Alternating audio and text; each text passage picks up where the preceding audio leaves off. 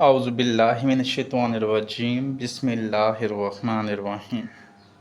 अस्सलामुअलैकुम dear CSS aspirants, welcome back to again the learners groups, जहाँ हम सिर्फ CSS की थ्योरीज नहीं पढ़ते बल्कि CSS के थ्योरीज की इम्प्लीमेंटेशन देखते हैं और पास पेपर को रिजॉल्व करना भी सीखते हैं। कश्मीर का तनाज़ा यूनाइटेड नेशन की सिक्योरिटी कौंसिल के एजेंडे पर मौजूद कदीम तरीन काबिल हल बैन अल-क़ौमी तनाज़ात में से एक है। तो इसलिए आज का जो हमारा टॉपिक ऑफ डिस्कशन है वो है role of United Nation Security Council on Kashmir dispute.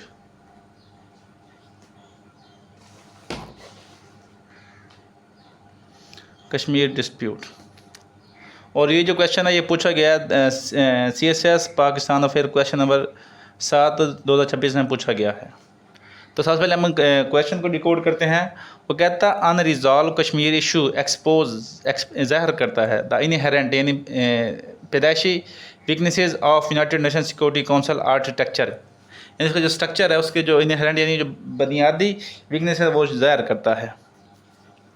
तो ये तो उसने कोटेशन दे दी है, लेकिन ये उसने कोई एक लाइन दे दिया, एक फिगर दे दिया। उसके बाद वो कहता है एग्जाम सवाल बड़ा यहाँ से होता है। वो कहता है क्रिटिकली तो पॉजिटिव नेगेटिव बताना है। एग्जामिन द रोल ऑफ यानी positive negative role of United Nation Security Council in resolving Kashmir issue. तो इसको वो कहता है positive negative role of United Nation Security Council in resolving Kashmir issue, ये बताने हैं। तो सबसे पहले हम आउटलाइन बनाते हैं, फिर इसको क्वेश्चन किस तरह हल करना वो डिस्कस करेंगे। आउटलाइन आप देखिए, सबसे पहले हम देखेंगे उसने पूछा है role of United Nation Security Council in resolving Kashmir issue, क्योंकि पाकिस्तान अफेयर क्वेश्चन इसमें हमने लाजमी है कि वो कहते हैं कि हिस्टोरिकल कंटेक्स्ट लाजमी देना है। हिस्टोरिकल कॉन्टेक्स्ट, ठीक है, वो देंगे। उसके बाद देखेंगे रोल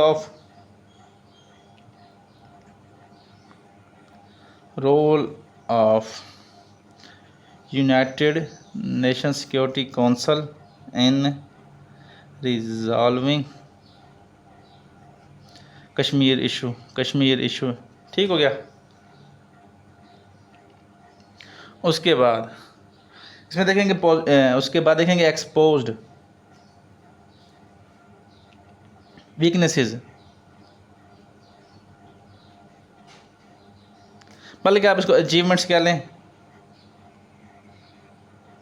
या पॉजिटिव पॉइंट्स कह लें या पॉजिटिव रोल। उसके बाद हम देखते हैं weaknesses of United Nation security councils in resolving Kashmir issues. ठीक हो गया। हम पॉजिटिव पॉइंट्स भी बताएंगे, नेगेटिव पॉइंट्स भी बताएंगे, ठीक है, यानी कम वीकनेसेस बताएंगे, उसके इसके अचीवमेंट्स भी बताएंगे और वीकनेसेस बताएंगे। उसमें हम करेंगे इसका क्रिटिकल एनालिसिस करेंगे। उसे क्वेश्चन की डिमांड है, क्रिटिकल एनालिसिस आपने हर क्वेश्चन में करना है। उसके हम देखेंगे इनहेरेंट एंड पे जो इसका जो उसने पूछा था, पहले हमने उसका वो कहते हैं क्वेश्चन देख लिया, वो कहते हैं इनहेरेंट देखेंगे। Inherent weaknesses of United Nation Security council, structure कह रहे या आर्किटेक्चर कह रहे हैं, स्ट्रक्चर अच्छा लफ्ज़ है, ठीक है। उसके बाद हम देखेंगे ग्लोबल केस स्टडी देखेंगे। दो ग्लोबल केस स्टडी किस बारे में देखेंगे कि उन्होंने कैसे यूनाइटेड नेशन ने 2 इशू रिजॉल्व किए। तो इसमें हमने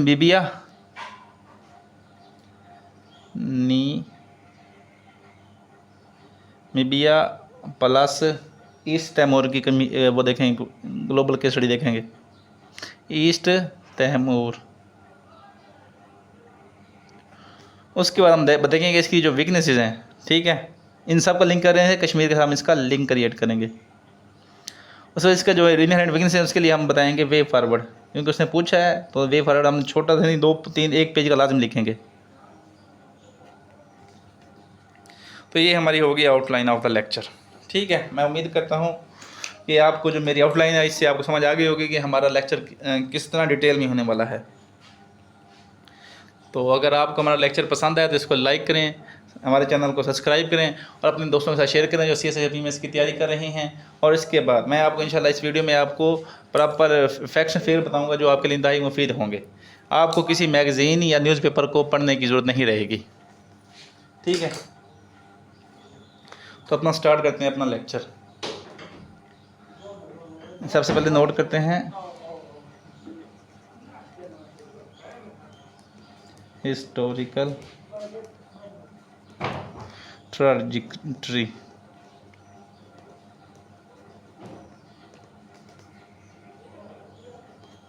of UN security council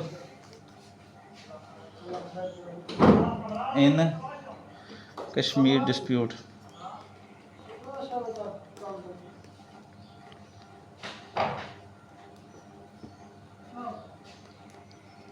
historical context हमने 3 हिस्सों में डिवाइड किया है।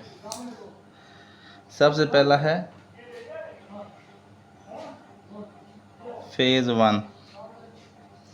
फेज़ 1 को कहता है कि एक्टिव इंगेजमेंट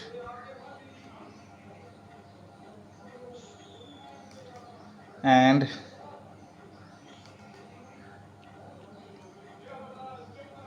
डिप्लोमेटिक इंगेजमेंट या डिप्लोमेटिक ब्लूप्रिंट।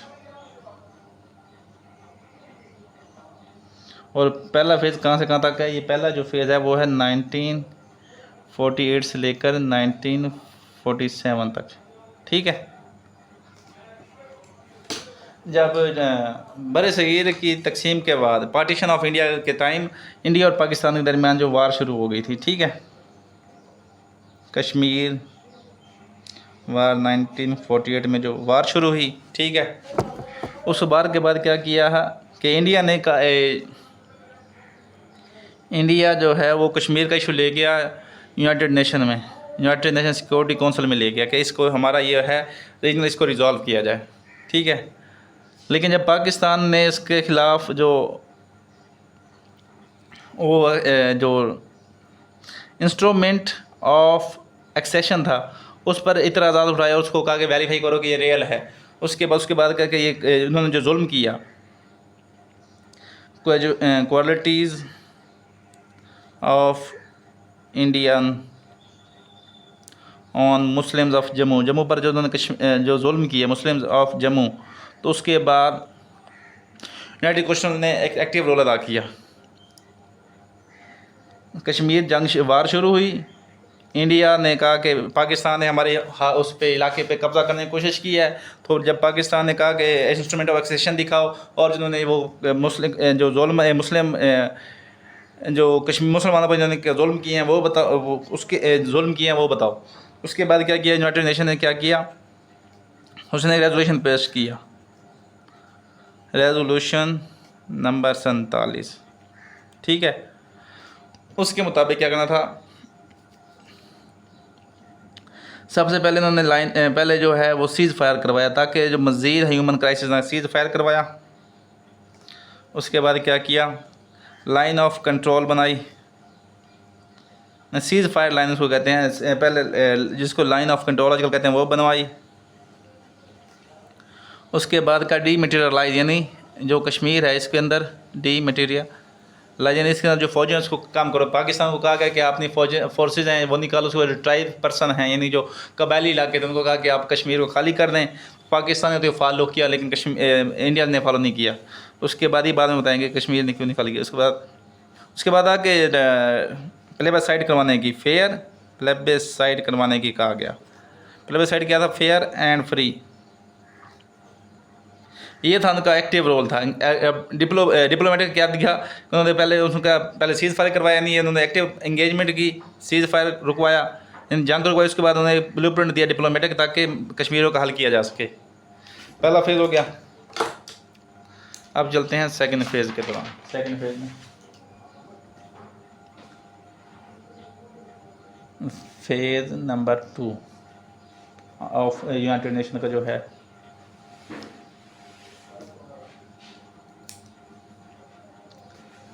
फेज़ नंबर 2 में क्या था? कोल्ड वार, उस टाइम जो था वो कोल्ड वार शुरू हो गई चुकी थी। कोल्ड वार, पेनिट्रेशन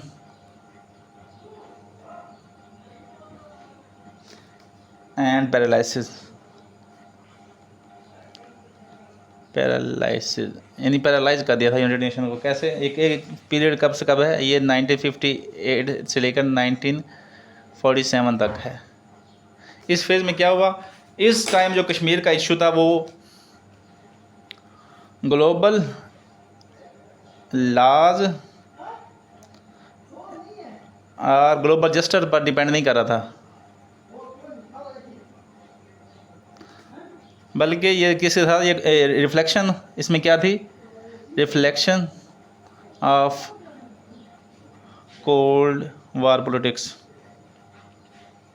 कश्मीर का जो इशू था वो कोल्ड वार के नज़र हो गया, इसमें जो कोल्ड वार रिफ्लेक्शन आती है।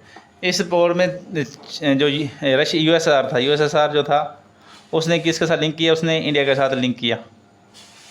इसको अपना अलाय बनाने के लिए, परमानेंट अलाय बनाने के लिए वीटो पावर इस्तेमाल की और बेतरीक इस्तेमाल की, नहीं इसको नेगेटिव, बहुत ज़्यादा नेगेटिव इस्तेमाल की। ठीक है। और पाकिस्तान का यूएस कौन था? पाकिस्तान का था वो था यूएस और UK,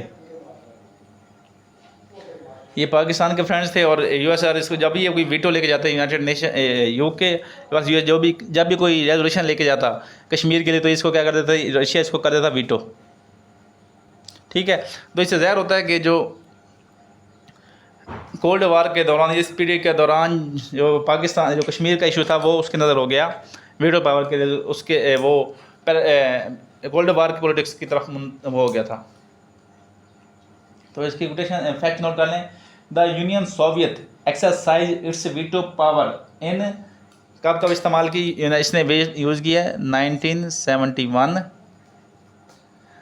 62 and 71 to shield India from global pressure, blocked implementation 1948 dispute publicized के सोवियत यूनियन ने exercise its veto power in 1957, 62 and 1971 to shield India from global pressure for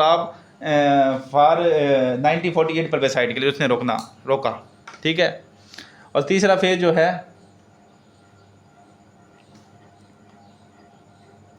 historical context देना आपका हमेशा लाजमी होता है, क्योंकि इससे आपका बेहतर हो कहता है कि इसको कॉन्टेक्स्ट का बताए, इससे आगे लेके चलेगा इसको क्वेश्चन। और तीसरा जो फेज था वो है बाइलैटरल इंक्रोचमेंट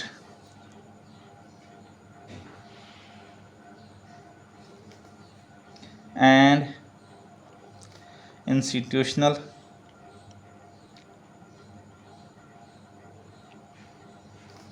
एनर्शिया। एनर्शिया होता है कि जहाँ खड़े वहीं रुक जाए। हमने ये 9th में पढ़ा था एनर्शिया। तो चीज़ वहीं खड़ी, वो हमेशा वहीं खड़ी रहेगी। एनर्शिया इंस्टीट्यूशन भी वहीं कहीं खड़े रह गया। तो बायलैटरल इंक्रोचमेंट और ये फेज बता दें, पीरियड कौन सा है? पोस्ट 1971 से के बाद। ठीक है।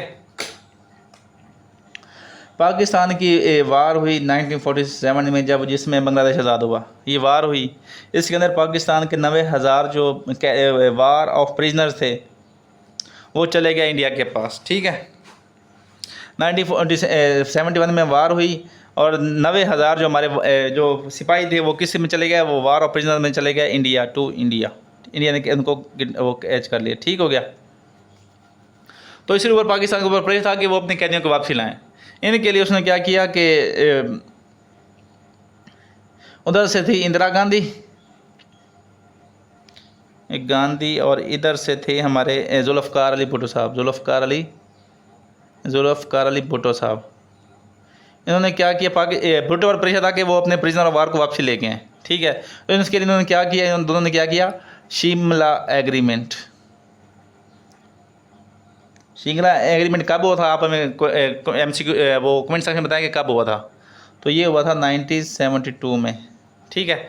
शिमला एग्रीमेंट हुआ। इसके अंदर जो सबसे पहली जो 2 शिकें थी वो था कि आपने पहले बांग्लादेश को वो करना है, एक सेपरेट नेशन के तौर पे रिकॉग्नाइज करना है बांग्लादेश को मांगना, और उसके बाद जो कश्मीर है ये क्या है, ये बाईलैटरल इशू है। भुट्टो पर प्रेशर था कि उसने अपने कैदी छुड़वाना था, इसलिए भुट्टो ने इसके ऊपर साइन कर दिए।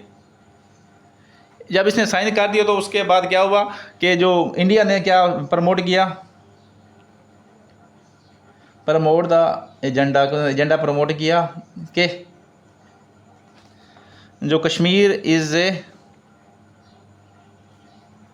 Bilateral issue. जब कहता है कि यूएन को पता, यूनाइटेड सिक्योरिटी नेशन काउंसिल में जब भी कोई बात शुरू होती तो इंडिया कहता है कि ये तो हमारा बाईलैटरल इशू, ये दोनों हमने ममालिक ने लिख के दिया हुआ है, इंडिया और पाकिस्तान दोनों ने हमने लिख के दिया हुआ है, जिसकी वजह से यूनाइटेड नेशन का जो रोल है वो कम हो गया। 1972 के बाद जो यूनाइटेड नेशन सिक्योरिटी काउंसिल का रोल है वो कहते हैं कि नक्शे यानी पैरालाइज हो चुका है, पैरालिसिस की तरफ पैरालाइज हो चुका है। तो ये हो गया आपका हिस्टोरिकल कंटेक्स्ट। अभी हम देखते हैं अपना रोल ऑफ सिक्योरिटी पॉजिटिव, यानी उसका जो पॉजिटिव रोल देखते हैं।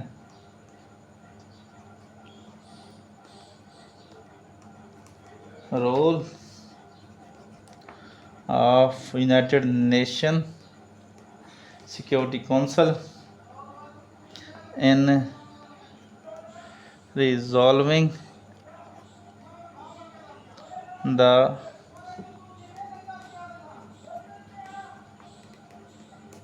कश्मीर डिस्प्यूट। यूनाइटेड नेशन का पॉजिटिव रोल जो था वो कौन कौन से हैं? सबसे जो पहला जो है पॉजिटिव रोल है वो है सीज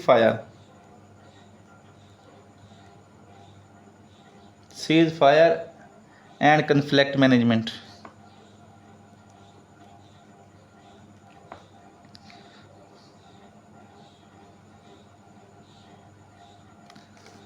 यूनाइटेड नेशन का सबसे पहला अहम रोल था, उसने क्या किया कि सबसे पहले क्या सीज फायर करवाया ताकि जंग को रोका जा सके, दो ममालिक के दरमियान जो मजीद वो जाने नुकसान है उसको रोका जा सके। पहले क्या करवाया, सीज फायर करवाया।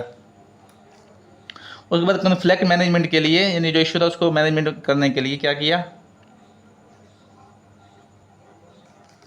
रेजोल्यूशन पास करवाया, रेजोल्यूशन नंबर 47। ठीक है, तो इसमें अंदर क्या था, सबसे पहले उन्होंने क्या लाइन ऑफ कंट्रोल इशू क्या करवाई, लाइन ऑफ कंट्रोल को इस्टेब्लिश करवाया, जो इंडिया और पाकिस्तान को डिवाइड करती है वो इस्टेब्लिश करवाया। उसके बाद उन्होंने क्या किया, उन्होंने कहा कि अब उसको डीमिलिटराइज कराओ, कश्मीर को डीमिलिटराइज करवाओ कश्मीर। इसमें कहा गया कि पाकिस्तान जो है वो अपने ट्राइब्स पर से जो नेशनल उनको वापसी पाकिस्तान में ले लेगा, कश्मीर को फ्री कर देगा। ठीक है, उसके बाद दूसरा जो पॉइंट था वो इंडिया को भी कहा कि आप इसके अंदर अपनी फोर्सेज को कम कर दो। ठीक है, तीसरा था प्लेबिसाइट। प्लेबिसाइट कैसा होगा, फेयर एंड फ्री होगा, फेयर प्लस फ्री होगा।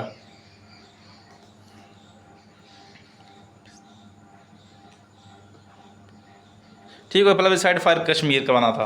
तो इन्होंने सबसे पहले क्या किया, इन्होंने पहले वो क्या है कन्फ्लिक्ट मैनेजमेंट करवाई, कन्फ्लिक्ट मैनेज किया, उसके बाद सीज फायर करवाया। तो ये इसकी बड़ी अचीवमेंट थी। तो इसका फैक्ट नोट कर लें आप। द यूएन, उसके लिए उन्होंने क्या करवाया, उसके पहले एक ग्रुप इस्टेब्लिश करवाया जिसका नाम था United Nation Military Observer group for India and Pakistan. United Nation military group observer group for India and Pakistan ने ये इस्टेब्लिश किया था कि इसके अंदर जो अगर कोई वायलेशन करे, यानी जो लाइन ऑफ कंट्रोल की वायलेशन करे, तो इसको कंट्रोल किया जा सके, इसके खिलाफ वो किया जा सके। इनकी पहला जो पॉजिटिव इम्पैक्ट था वो ये था। तो इसके बारे में फैक्ट नोट कर लें। The United Nation Military Observer Group in India and Pakistan has been establish in the region since the June 1948। ये कब इस्टेब्लिश किया गया, ये जून 1948 में किया गया। To monitor the cease fire along the LOC, कि सीज फायर को मोनिटर किया जाए कि कोई वायलेशन तो नहीं कर रहा। नंबर दूसरा जो पॉजिटिव पॉइंट रोल है वो है passage of United Nations security councils resolutions.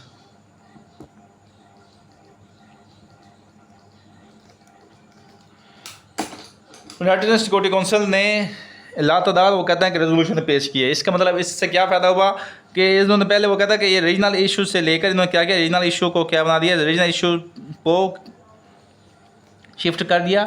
Right of self determination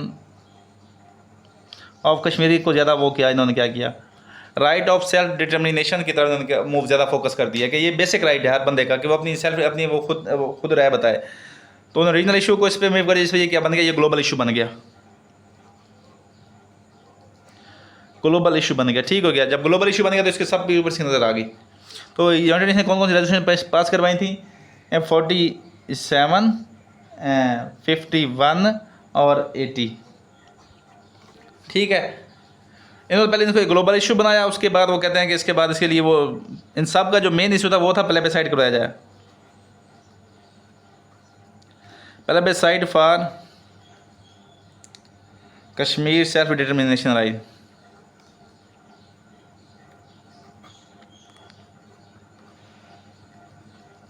self determination right. उसके बाद उन्होंने क्या, इन सब का रेजोल्यूशन का मकसद था वो ये था कि जो फैसला है कश्मीर का वो पीपल ऑफ द कश्मीरीज करेंगे। इन सब का जो रेजोल्यूशन का जो वो था मेन मोटो था Kashmir issue will be resolve by Kashmiris, Kashmir issue resolved by Kashmiris. Kashmir का जो इशू है ये सारे कश्मीरी रिजॉल्व करेंगे, ना कि पाकिस्तान हल करेगा ना इंडिया रिजॉल्व करेगा। रेजोल्यूशन पास करें जैसे ग्लोबल इशू बना, उसके बाद से सबका जो मकसद था वो प्लेबिसाइड का इशू था। ठीक हो गया, उनका ये रोल। उसके बाद फैक्ट, उसके बाद नंबर तीसरा नोट कर लें, तीसरा पॉजिटिव रोल क्या किया,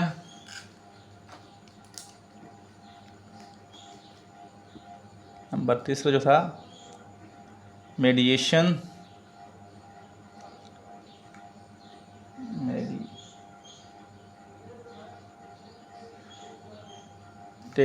एंड डिप्लोमेटिक एंगेजमेंट।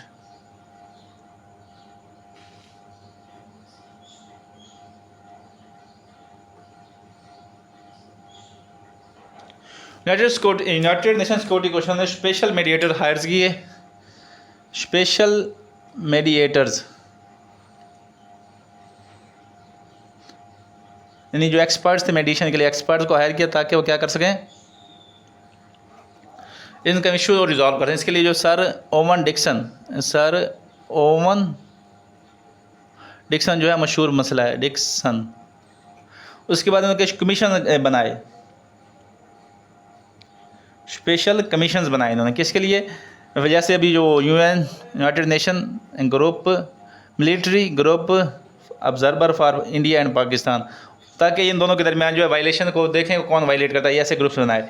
उसके बाद डिफरेंट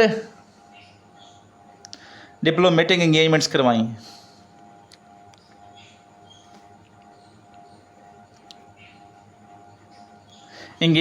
ताकि जो इसको मिलिट्री की इस इशू को मिलिट्री की बजाय बल्कि डिप्लोमेटिकली इसको सॉल्व किया जा सके। जब ऐसे कमीशन यानी मीडिएटर आते थे या कमीशन आते थे तो इसकी वजह से जो पाकिस्तान और इंडियंस के जो रिप्रेजेंटेटिव थे उनका लाजमी था वो क्या कहता था, वो चाहे एक बात सुनते थे या नहीं सुनते, लेकिन उन पर लाजमी होता था कि वो इंगेज होते कि इंगेज्ड इंडिया एंड पाकिस्तान कि यूनाइटेड नेशन सिक्योरिटी काउंसिल ने पाकिस्तान इंडिया को कई दफ़ा इंगेज किया है डिफरेंट प्लेटफॉर्म पर ताकि इस इशू को रिजॉल्व कर सके। यानी ये भी इनकी बहुत बड़ी अचीवमेंट, इंगेज किया, लेकिन वो कहते हैं सॉल्व हो ना वो और मसला है। नंबर 4 जो पॉइंट है इसका पहले फैक्ट नोट कर लें आप। United Nation Commission for India and Pakistan was established in 1948 to investigate the facts and facilitate mediation. ठीक, कमीशन कौन सा था, United Nation Commission for India and Pakistan.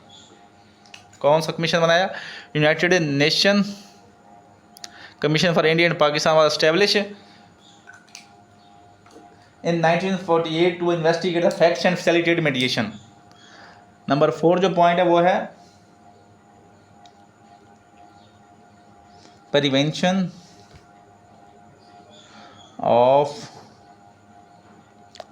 Major wars acceleration.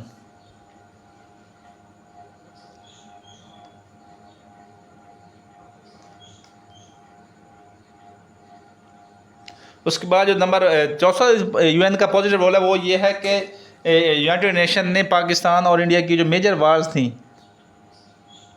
Major वार जिसने कहा जाग रुकवाई, जो 1965 की वार रुकवाई, 1947 की वार रुकवाई, 1999 जिसे कहते हैं कारगिल वार।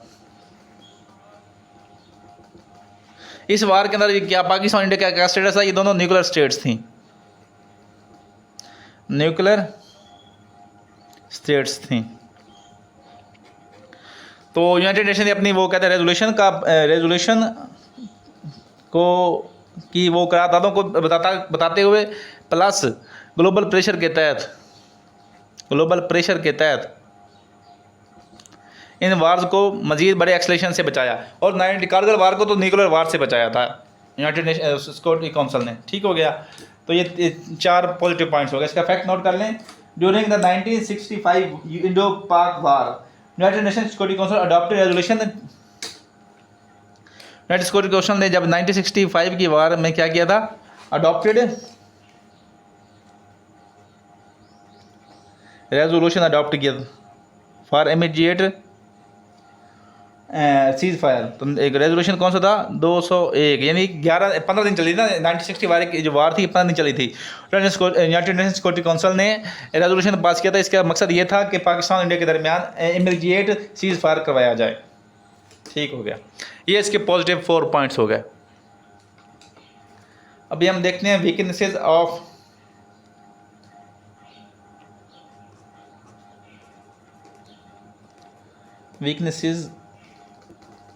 Of United Nation Security council.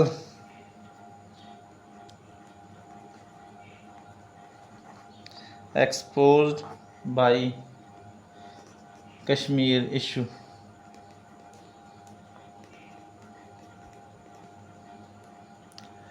Kashmir issue ने कौन कौन से जो है यूनाइटेड नेशन के वीकनेसेस को एक्सपोज किया है? इसमें जो सबसे पहली वो है failure to implement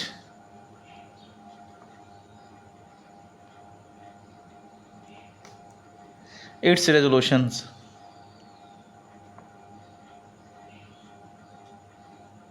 United Nation की सबसे पहले जो फेलियर है वो है कि अपने इम्प्लीमेंट रेजोल्यूशन को वो क्या नहीं करवा सका, इसको इम्प्लीमेंट नहीं करवा सका, क्योंकि इसके पास पहले जो है वीटो पावर का बेतरीके से वीटो पावर जो है इसको गलत इस्तेमाल किया गया है। Veto power used by P5, यानी जो P5 उन्होंने इस्तेमाल किया, वीटो पावर का गलत इस्तेमाल किया। उसके बाद वो कहता है कि इसके पास नो मैकेनिज़्म ही नहीं है।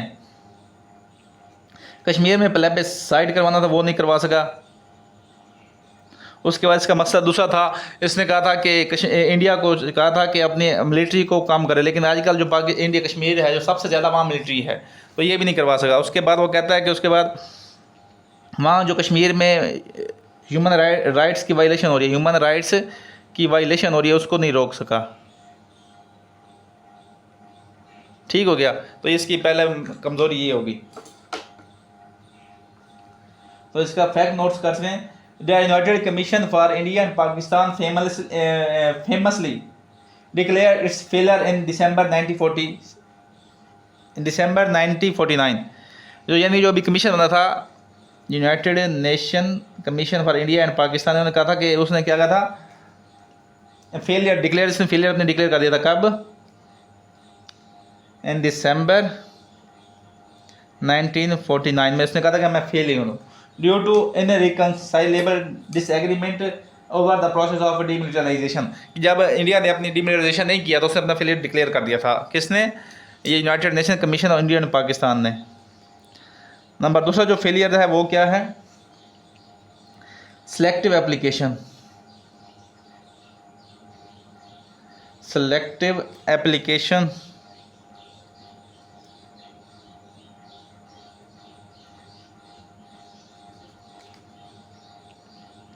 of international law।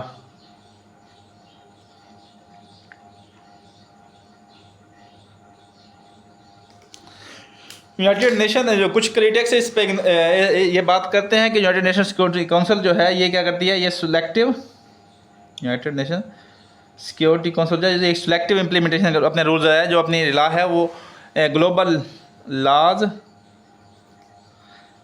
And justice system जो है ये सिलेक्टिव इम्प्लीमेंट करता है। जस्टिस सिस्टम जो है ये सिलेक्टिवली इसमें इम्प्लीमेंट करता है।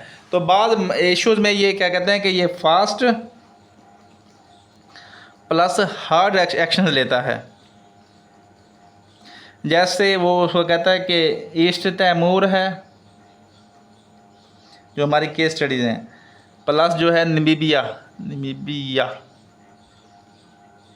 इनमें इन्होंने क्या फास्ट एक्शन लिए और हार्ड एक्शन लिए, ताकि इसके अंदर पाकिस्तान कश्मीर में जो है वो उसका जो है कश्मीर जो है वो है सिर्फ चैप्टर 6 इम्प्लीमेंट 6 चैप्टर 6 है, वो है पीसफुल रेजोल्यूशन है, मीन जो कोई कन्फ्लिक्ट है उसको पीसफुल रेजोल्यूशन है। लेकिन चैप्टर इन दोनों में क्या किया गया था, इन दोनों में जो था चैप्टर 7 इम्प्लीमेंट किया गया था। चैप्टर 7 क्या कहता है, वो कहता है कि मिलिट्री बेस ऑपरेशन करो और इस रेजोल्यूशन को हल करो। तो पाकि जो कहता है कि इसमें जो सिलेक्टेड एप्लीकेशन इंटरनेशनल है कि United Nation Security council selective जगह पे अपना जो है रसूख दिखाता है, लेकिन जो कश्मीर जैसा इशू वहाँ इसने कुछ नहीं अभी तक किया। तो ये सिलेक्टिव एप्लीकेशन की मिसाल है। नंबर तीसरे जो कमज़ोरी है वो है veto power politics.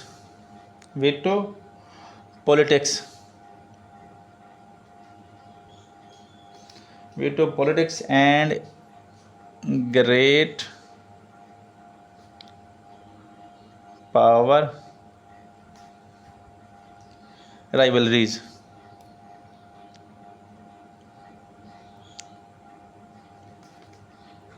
Veto power जो है ये P5 के पास है। वीटो पावर जो इनके पास है ये P5 मेंबर्स के पास है। P5 मेंबर्स आप हमें कमेंट सेक्शन में बताएं, कमेंट सेक्शन में जल्दी बताएं, मैं आपको बता देता हूँ। इसमें है आपका पहले US है, UK है, फ्रांस है, उसके बाद चाइना है और पहले रशिया जो पहले था USSR था। ये 5 मेंबर्स हैं, US, UK, France, China, Russia जो ओल्ड था USSR था, ठीक है, यानी P5 मेंबर्स हैं। यूनाइटेड नेशन में जब भी कुछ वो कहता है यूनाइटेड नेशन में सिक्योरिटी काउंसिल का जब भी कोई रेजोल्यूशन आता है उसको पास करने के लिए इन सब की P5 की जो है वो अप्रूवल चाहिए होती है। लेकिन पावर पॉलिटिक्स इसलिए कि जब वो कहते हैं कि कश्मीर के इशू पर वो कहता है कि जो रशिया है वो है इंडिया का पार्टनर, ठीक है, और पाकिस्तान जो US है और UK है ये है पाकिस्तान के इत्तेहादी हैं। जब ये दोनों को रेजोल्यूशन लेके आते हैं तो रशिया उसको वो क्या कहते हैं वीटो कर देता है, यानी उसको पास नहीं करता, जिसकी वजह से वो रेजोल्यूशन नाकाम हो जाता है।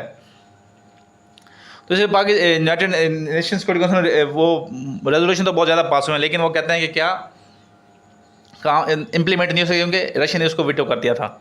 उसके ग्रेट राइवलरी ये है कि रशिया और जो है रशिया और जो US ये आपस में पुराने दुश्मन हैं, ठीक है, जैसे USSR था इसका पुराने दुश्मन थे, इसलिए वो अपने दोस्तों को यानी अपने अलाइज का जो अलाई था इंडिया उसको प्रोटेक्ट करने के लिए हमेशा वीटो पावर करता है, इसलिए वो अपनी दुश्मनी को यूनाइटेड सिक्योरिटी काउंसिल में देखा जा सकता है। ये आपने एग्जाम्पल हो गई, यानी रशिया ने कहना 4 दफ़ा इसको वायलेट किया, उसको वीटो किया था। कब किया था मैंने अभी बताया था, ये 62 में किया, 65 में किया और 71 में किया था इसने। ये हो गए 3। चौथी जो एग्जाम्पल, चौथा जो नुकसान है उसकी वो है कमज़ोरी है, वो है lake of enforcement mechanism. United Nation Security council में वो कहता है कि अपने इम्प्लीमेंट जो हैं वो रेजोल्यूशन को इम्प्लीमेंट कराने के कोई प्रॉपर इफ़ेक्टिव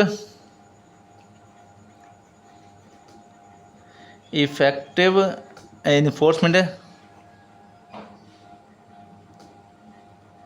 मैकेनिज़्म नहीं है। जिसकी वजह से वो यूनाइटेड नेशन सिक्योरिटी काउंसिल अपनी रेजोल्यूशन को प्रॉपर इम्प्लीमेंटेशन नहीं कर पा रहा, जिसकी वजह से इम्प्लीमेंटेशन जो है वो नील है। ठीक हो गया। उसके बाद इसके बाद वो कहते हैं कि इस बात कोई सैंक्शन लगाने का या इकोनॉमिक सैंक्शन लगाने का कोई वो नहीं है, पावर नहीं है इकोनॉमिक सैंक्शन लगाने का, कोई वो इसके पास कोई वो राइट नहीं है इसके पास, यानी इसके पास कोई राइट नहीं है यूनाइटेड नेशंस सिक्योरिटी काउंसिल के पास। जिसकी वजह से ग्लोबल प्रेशर को जो है, अगर ये ग्लोबल पावर जो है अगर प्रेशर दे भी सही, ग्लोबल प्रेशर दे भी सही, तो जो वीक हैं वो एक्सेप्ट कर लेती हैं, वीक जो स्टेट्स होती हैं वो इजीली एक्सेप्ट कर लेती हैं और इनकी रेजोल्यूशन को इम्प्लीमेंट कर देती हैं। लेकिन इस ग्लोबल प्रेशर को जो रीजनल पावर्स हैं, जैसे चाइना है, रीजनल पावर्स जो हैं इसको वो क्या कर देती हैं, कैंसल्स। क्योंकि अभी जो है इंडिया है वो रीजनल पावर है, क्योंकि वो 5th इकॉनमी है, उसके बाद उसकी आर्मी स्ट्रॉन्ग है, इसलिए वो इसको वायलेट कर देती हैं। तो यहाँ लेक ऑफ इन्फोर्स मैकेनिज्म की वजह से कश्मीर का इशू रिजॉल्व नहीं हो पा रहा। तो इसके बारे में फैक्ट नोट कर लें आप। The United nation charter chapter 7 provide for enforcement yet it has never been invoked for Kashmir dispute. कि इसके पास वो जो चैप्टर 7 है वो किसके लिए है, इसका जो चैप्टर 7 है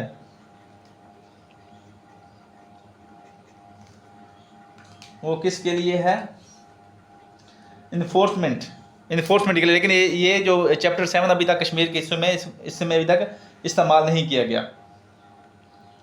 तो lake of political will among P5, इसकी वजह ये पाकिस्तान अभी कश्मीर पर इस्तेमाल नहीं हुआ, क्योंकि इसके दरमियान जो है lake of political will among P5 members. ठीक है। नंबर 5 जो इशू वो वीकनेसेस है यूनाइटेड नेशन की वजह shift from internationalisation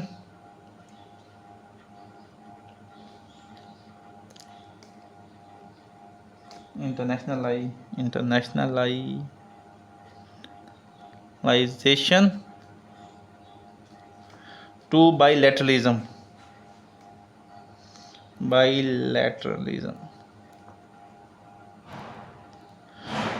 United Security Council की जो सबसे मेन जो वो वीकनेस है वो ये है कि जो कश्मीर का इशू है ये शिमला एग्रीमेंट में क्या हो गया था, बाईलैटरल बन गया था इशू। इसलिए जब यूनाइटेड नेशन सिक्योरिटी काउंसिल में कोई रेजोल्यूशन आती है या कोई बात शुरू करता है तो इसको रिजॉल्व किया जाए, तो वो कहते हैं कि ये हमारा पाकिस्तान, इंडिया कहता है it is a bilateral issue between Pakistan से, ये हम दोनों का मसला है और हम इसको डिप्लोमेटिकली आप खुद सॉल्व करेंगे, इसको डिप्लोमेटिकली खुद रिजॉल्व करेंगे। ठीक है। जिसकी वजह से यूनाइटेड नेशंस में काम करने के लिए ना, यानी इसमें एनर्जी पैरेलल हो जाएगा, इसमें वो कुछ बात नहीं कर सकता। ये तो होगी आपकी क्या कहते हैं कि 5 weaknesses of United Nation security councils. अभी हम डिस्कस करते हैं, क्रिटिकल एनालिसिस कर लेते हैं। क्रिटिकल एनालिसिस हमेशा 2 पैराग्राफ होते हैं, एक पॉजिटिव और एक नेगेटिव।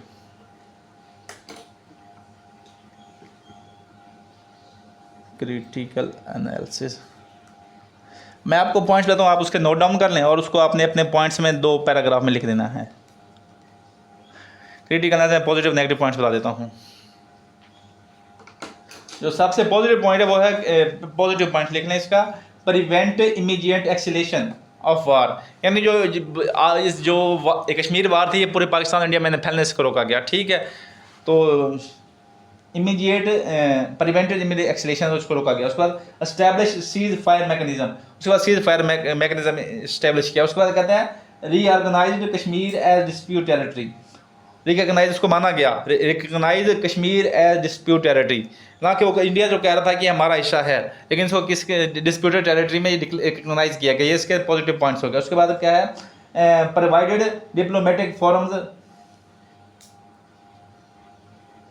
उसके बाद इसको प्रोवाइडेड डिप्लोमेटिक फोरम्स दिए गए, जैसे वो United Nation Commission for Indian Pakistan बनाया गया। उसके बाद मीडिएटर भेजे गए, उसके बाद कमीशन भेजे गए, जैसे कश्मीर जो सर ओमन डिक्सन का कमीशन भेजा गया कि इसको पाकिस्तान दोनों से मिले और उसको हल करने की कोशिश की, लेकिन कुछ भी नहीं हो सका। तो ये पॉजिटिव हो गया। अभी हम देखते हैं इसके नेगेटिव पॉइंट्स क्या थे। तो पहले इसमें जो पहला जब फेल्ड एंड कन्फ्लिक्ट रेजोल्यूशन, कि वो कहता कि जो यूनाइटेड सिक्योरिटी काउंसिल ये फेल हुआ है किसमें, कि ये इसको रिजॉल्व करने में, इस डिस्प्यूट को रिजॉल्व करने में फेल हुआ है। दूसरा उसके बाद जो है फेल इन रेजोल्यूशन इन्फोर्समेंट, उसके बाद फेल हुआ है रेजोल्यूशन जो है उसके जो प्लेबसाइट वाला था, राइट ऑफ सेल्फ डिटर्मिनेशन वाला था, कश्मीरियों ने फैसला करना था कश्मीर का, तो वो उसको इम्प्लीमेंट करने में, इन्फोर्समेंट करने में फेल हुआ है। 2 पॉइंट हो गए नेगेटिव। तीसरा पॉइंट है इंश्योरिंग सेल्फ डिटर्मिनेशन, इसको इंश्योर नहीं कर पाया, fail to ensure self determination of Kashmiris.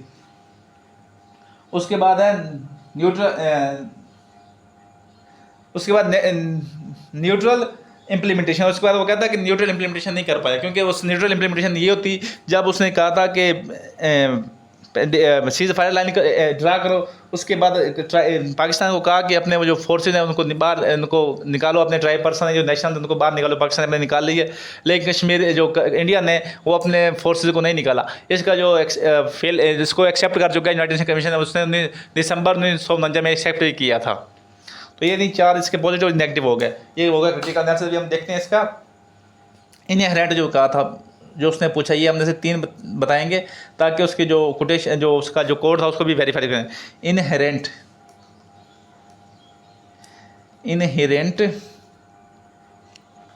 Weaknesses,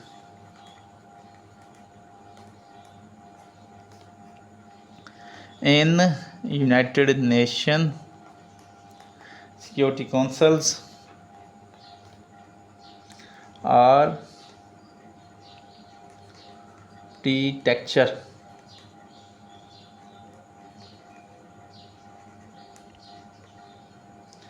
United Nation Security Council architecture में जो इनहेरेंट यानी जो पैदाइशी जो मसले हैं वो कौन कौन से हैं। इसमें जो सबसे पहला मसला है वो है power politics.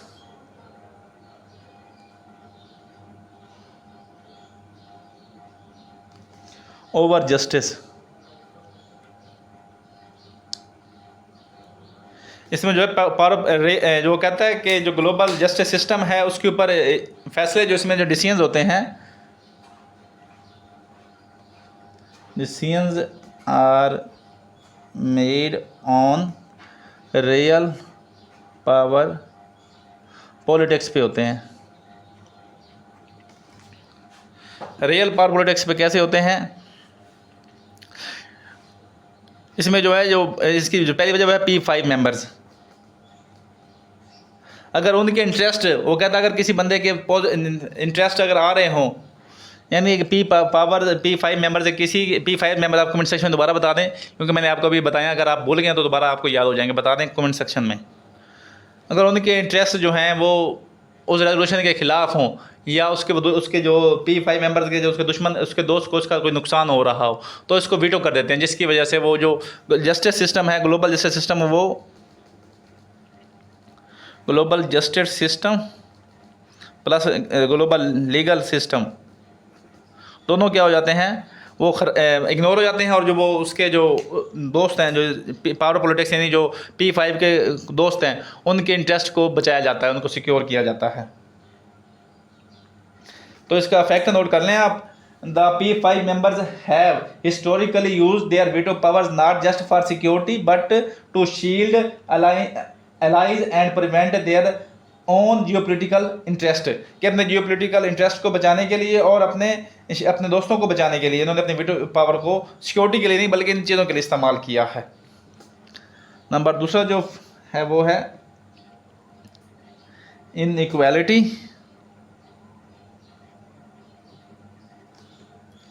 In global governance. Global governance से मुराद ये, अगर ग्लोबल गवर्नेंस है तो इसके अंदर सबको क्या कहते हैं कि बराबर की इक्वलिटी देनी चाहिए, इक्वलिटी देनी चाहिए। जैसे यूनाइटेड नेशन सिक्योरिटी उसमें है, यूनाइटेड नेशन असेंबली में, जनरल असेंबली में सबके पास एक एक सीट है और हर एक का अपना एक वोट है, 1 नेशन 1 वोट, इसके अंदर इक्वालिटी है। लेकिन यूनाइटेड सिक्योरिटी काउंसिल के अंदर क्या है, P5 members plus 10 non permanent members, ठीक है। और ये 10 जो हैं हर 2 सालों बाद चेंज होते रहते हैं, 2 ईयर्स बाद जो हैं चेंज होते रहते हैं। यूनाइटेड सिक्योरिटी काउंसिल में जो क्या है वो इनइक्वालिटी पाई जाती है। उसके बाद जो ये हैं, इनमें से जो हैं ये ग्लोबल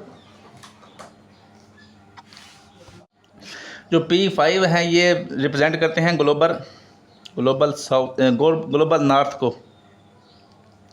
लेकिन जो बाकी हैं ग्लोबल साउथ वाले जो डेवलपिंग नेशन है उनका इनमें कोई वो नहीं है। ग्लोबल साउथ वाले कोई भी किसी के पास भी वो कहते हैं कि डेवलपिंग कंट्री किसी के पास भी प्रॉपर मेंबरशिप नहीं है, जिसकी वजह से ग्लोबल गवर्नेंस में इनइक्वालिटी पाई जाती है in United Nation security councils. तो इसके में फैक्ट नोट कर लें, as of 2025 P5 member represent a small minority of world's population, yet they hold the absolute control over United Nations Security Council decision making। वो कहता है कि जो एज 2025 के मुताबिक P5 के पास जो पॉपुलेशन है वो है मिनॉरिटी है, मिनॉरिटी ऑफ पॉपुलेशन, इन्हें ज़्यादा नहीं, मेजॉरिटी नहीं बल्कि मिनॉरिटी है। लेकिन वो उसके ऊपर वो कहता है कि they hold absolute control over United Nation Security council decision making. उसके बाद नंबर तीसरा जो है वो है absence of accountability। absence of accountability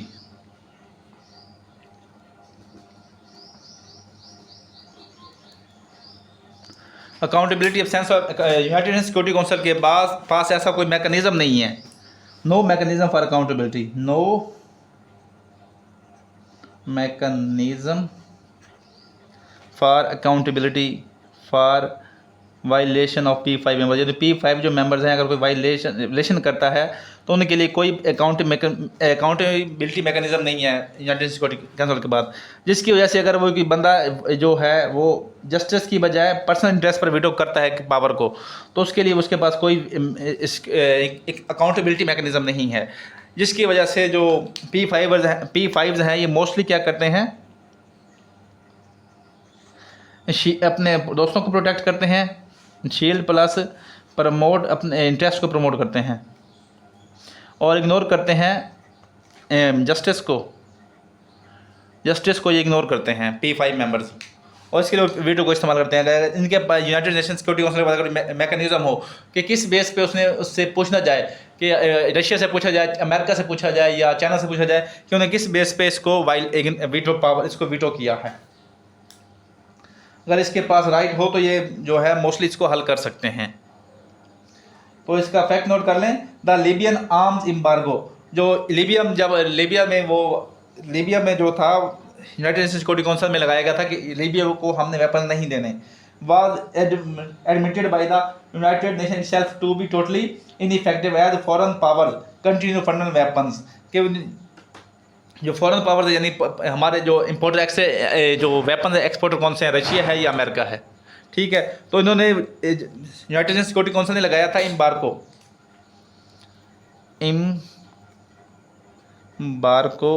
of weapons in Libya. लेकिन जो फॉरेन पावर्स यानी जो रशिया और अमेरिकन दोनों ने लीबिया में अपने वेपन पहुंचाए रखे थे, क्योंकि ये पैसों को फॉलो कर रहे थे, ना कि वो अपने जो एम्बार्गो तो फॉलो कर रहे थे। तो इसको एक्सेप्ट किया था यूनाइटेड नेशन सिक्योरिटी काउंसिल, इसको एक्सेप्ट किया था, ठीक हो गया। अभी हम देखते हैं global case studies. Global case studies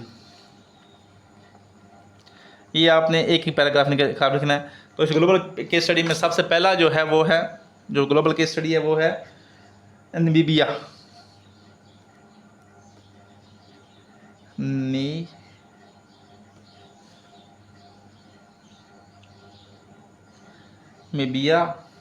military and diplomatic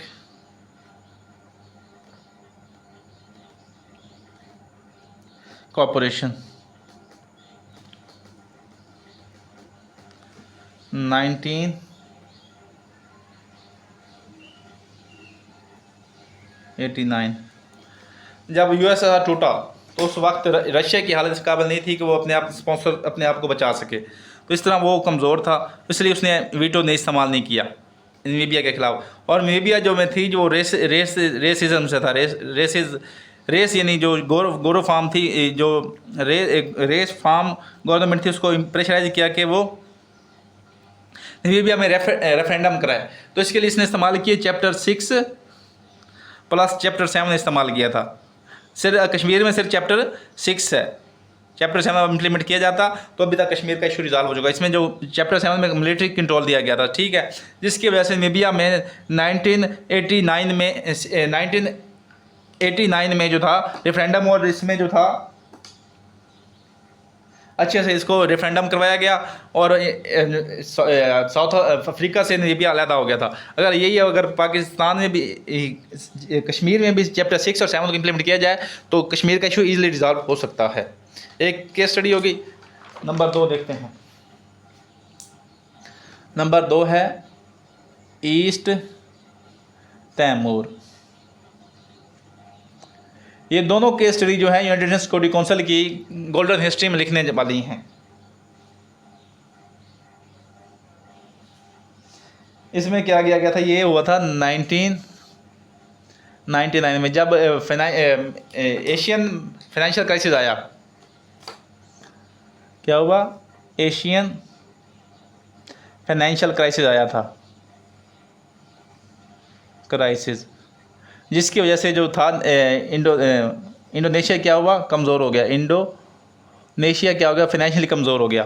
तो इसकी वजह से फॉरेन पावर को क्या मिल गया? मौका। फॉरेन पावर को क्या मिल गया? उन्होंने मौका देखते हुए इस पर क्या किया? इसको इन्फोर्स किया, इसके ऊपर प्रेशर, ग्लोबल प्रेशर दिया कि वो ईस्ट तैमूर को सेपरेट कर दे। इसके लिए उन्होंने क्या इस्तेमाल किया? इसके लिए भी उन्होंने चैप्टर 6 प्लस चैप्टर 7 दोनों को इस्तेमाल किया, जिसकी वजह से वहाँ फेयर प्लस फ्री क्या हुआ? रेफरेंडम हुआ। रेफरेंडम हो, जिसकी में जो था रिजल्ट था 98.6 जो लोग थे नीबिया के, उन्होंने जो ईस्ट तैमूर के, उन्होंने इसको अपने इंडिपेंडेंट अपने आप को रखने के लिए कहा। इसके बाद इसको इंडिपेंडेंट डिक्लेयर कर दिया गया था। तो ये हो गया। अभी हम देखते हैं कि जो स्ट्रक्चर या इनहेरेंट स्ट्रक्चर वीकनेसेस हैं वो देखते हैं। उसके लिए वे फॉरवर्ड किया। वे फॉरवर्ड आप 2-3 लिखने लाजमी, उसने पूछे नहीं पूछे, लिखने आपने लाजमी है।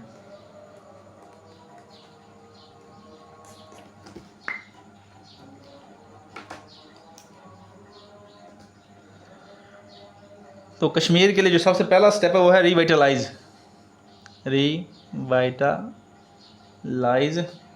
Diplomatic engagement.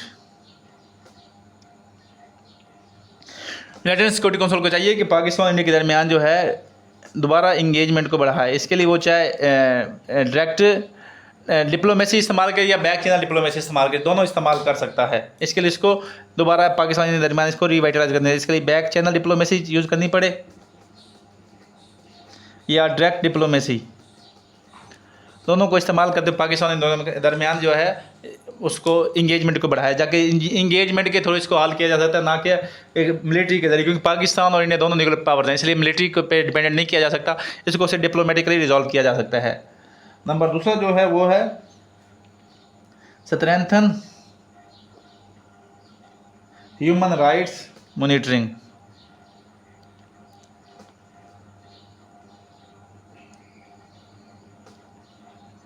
कश्मीर में जो जो आर्टिकल 370 जो है वो किया गया, आर्टिकल 370 को जब इंडिया में रिवोक किया गया है, तो उसके बाद जो इंडिया में उसने कश्मीर में जो ह्यूमन राइट्स की वायलेशन हो रही है, ह्यूमन राइट्स कश्मीरीज़ की जो वायलेशन हो रही है, कश्मीरियों की जो राइट्स को स्नैच किया जा, किस तरह कर रहे हैं, उसके ऊपर रेप्स हो रही हैं, प्लस नेट बंद किया जा रहा है, उसके बाद कर्फ्यू लगाए जा रहे हैं, इस तरह के स्टेप लगाए जा रहे हैं। तो इनको जो है ह्यूमन राइट्स कमीशन जो है, United Nation Commission for human rights, इसको मजबूत करना चाहिए ताकि ये जो कश्मीर में जो इसको मॉनिटर कर सके और ये सारी जो है रिपोर्ट्स को क्या करे, ये ग्लोबल लेवल पर शो कराए, जिसकी वजह से इसके फोकस की तरफ बढ़ाया जा सके, कश्मीर के सोल्यूशन की तरफ फोकस बढ़ाया जा सके, ग्लोबल फोकस लिया जा सके। नंबर 3 पॉइंट है वो है reform the United Nation Security council structure, इसको क्या क्या रिफॉर्म किया जाए, क्योंकि ये जो है ये जो है ओल्ड स्ट्रक्चर हो चुका है। इसको किस तरह के वर्ल्ड वार के जो विनर्स थे उनको P5 का दर्जा दिया गया, बाकी जो है उनको कुछ नहीं दिया गया। उसके बाद भी जो है पावर डेवलप हो चुकी हैं, रीजनल पावर डेवलप हो चुकी हैं, इसलिए अंदर जो P5 का है इसको इग्नोर किया, इसको ख़त्म किया जाए, या फिर जो रीजनल पावर्स हैं उनको भी परमानेंट सीट दी जाए। जो रीजनल पावर्स हैं उनको भी सीट्स परमानेंट सीट दी जाएँ। उसके बाद उसका हल यही है कि वीटो जो सिस्टम है इसको ख़त्म कर दिया जाए, वीटो सिस्टम को ख़त्म किया जाए, सबकी इक्वालिटी हो, जितने वो एब्सोल्यूट मेजॉरिटी हो, जितने ज़्यादा पॉजिटिव पॉइंट्स आएंगे वो रेजोल्यूशन पास हो जाएगा, ना कि P5 वाली सिचुएशन लिखी जाए। नंबर 4 है वो है promote regional stability.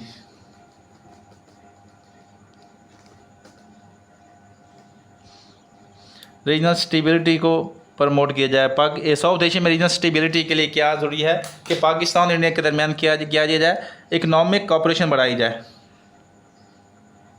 Economic corporation बढ़ाई जाए। उसके बाद कल्चर प्रोग्राम बढ़ाए को प्रमोट किया जाए। उसके बाद ट्रेड इनहेंस, ट्रेड रिलेशनशिप बनाए जाएं। उसके बाद कॉन्फिडेंस बिल्डिंग्स मेजर्स लिए जाएं। ठीक है, वो कहता है इकनॉमिक कॉपरेशन होगी और इकनॉमिक रिलेशनशिप होंगे, तो जिसकी वजह से इन दोनों के दरमियान जब इन दोनों के आपस में इंटरेस्ट होंगे, या अगर मैंने इंडिया पे कमज़ोर किया तो हमारी हमें नुकसान पहुंचेगा, ट्रेड हमारी ट्रेड को नुकसान होगा। जब ये दोनों में रिलेशन होंगे तो वो एक दूसरे पर वो रीजनल स्टेबिलिटी रहेगा। कॉन्फिडेंस बिल्डिंग मेजर्स जो होंगे वो लिए जाएँ, ताकि कॉन्फिडेंस बिल्ड हो और इसका सोल्यूशन को डिप्लोमेटिकली रिजॉल्व किया जा सके। नंबर वो क्या है, बस 4 पॉइंट्स काफ़ी हैं इसके लिए। तो आज के लिए इतना ही। तो मैं उम्मीद करता हूँ कि आज का लेक्चर आपको पसंद आया होगा। अगर पसंद आए तो इसको लाइक करें और हमारे चैनल को सब्सक्राइब करें। वीडियो देखने के लिए शुक्रिया। बस सलाम।